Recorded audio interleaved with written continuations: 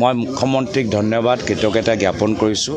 তেওঁ মোক লৈ ইমান প্ৰচাৰ কৰিলে, তাৰ বাবেহে মই দলৰ নেতৃত্বৰ পৰা ইমান ডাঙৰ এটা গধুৰ দায়িত্ব পালোঁ।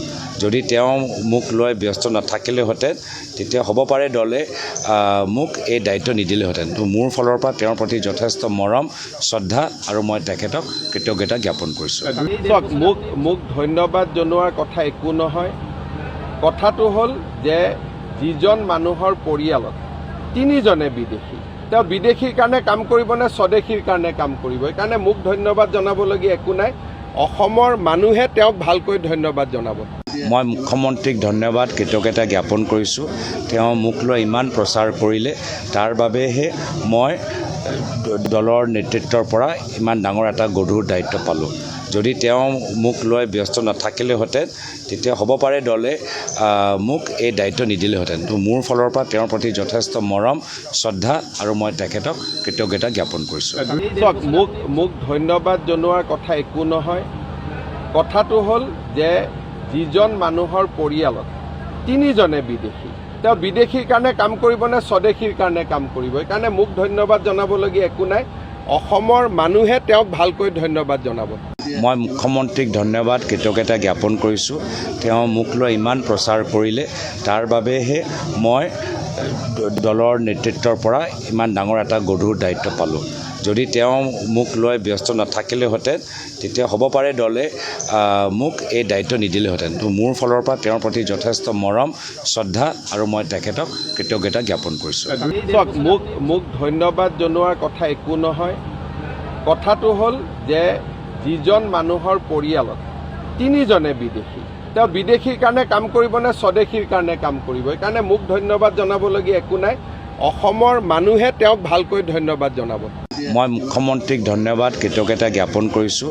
তেওঁ মোক লৈ ইমান প্ৰচাৰ কৰিলে, তাৰ বাবেহে মই দলৰ নেতৃত্বৰ পৰা ইমান ডাঙৰ এটা গধুৰ দায়িত্ব পালোঁ।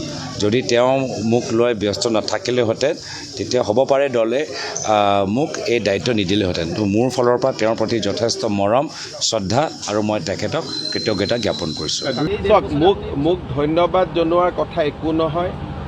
কথাটো হ'ল যে যিজন মানুহৰ পৰিয়ালত তিনিজনে বিদেশী, তেওঁ বিদেশীৰ কাৰণে কাম কৰিব নে স্বদেশীৰ কাৰণে কাম কৰিব, সেইকাৰণে মোক ধন্যবাদ জনাবলগীয়া একো নাই। অসমৰ মানুহে তেওঁক ভালকৈ ধন্যবাদ জনাব।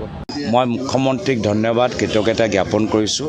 তেওঁ মোক লৈ ইমান প্ৰচাৰ কৰিলে, তাৰ বাবেহে মই দলৰ নেতৃত্বৰ পৰা ইমান ডাঙৰ এটা গধুৰ দায়িত্ব পালোঁ। যদি তেওঁ মোক লৈ ব্যস্ত নাথাকিলেহেঁতেন, তেতিয়া হ'ব পাৰে দলে মোক এই দায়িত্ব নিদিলেহেঁতেন। তো মোৰ ফালৰ পৰা তেওঁৰ প্ৰতি যথেষ্ট মৰম, শ্ৰদ্ধা আৰু মই তেখেতক কৃতজ্ঞতা জ্ঞাপন কৰিছোঁ। মোক ধন্যবাদ জনোৱাৰ কথা একো নহয়। কথাটো হ'ল যে যিজন মানুহৰ পৰিয়ালত তিনিজনে বিদেশী, তেওঁ বিদেশীৰ কাৰণে কাম কৰিব নে স্বদেশীৰ কাৰণে কাম কৰিব, সেইকাৰণে মোক ধন্যবাদ জনাবলগীয়া একো নাই। অসমৰ মানুহে তেওঁক ভালকৈ ধন্যবাদ জনাব। মই মুখ্যমন্ত্ৰীক ধন্যবাদ কৃতজ্ঞতা জ্ঞাপন কৰিছোঁ। তেওঁ মোক লৈ ইমান প্ৰচাৰ কৰিলে, তাৰ বাবেহে মই দলৰ নেতৃত্বৰ পৰা ইমান ডাঙৰ এটা গধুৰ দায়িত্ব পালোঁ। যদি তেওঁ মোক লৈ ব্যস্ত নাথাকিলেহেঁতেন, তেতিয়া হ'ব পাৰে দলে মোক এই দায়িত্ব নিদিলেহেঁতেন। তো মোৰ ফালৰ পৰা তেওঁৰ প্ৰতি যথেষ্ট মৰম, শ্ৰদ্ধা আৰু মই তেখেতক কৃতজ্ঞতা জ্ঞাপন কৰিছোঁ। মোক ধন্যবাদ জনোৱাৰ কথা একো নহয়।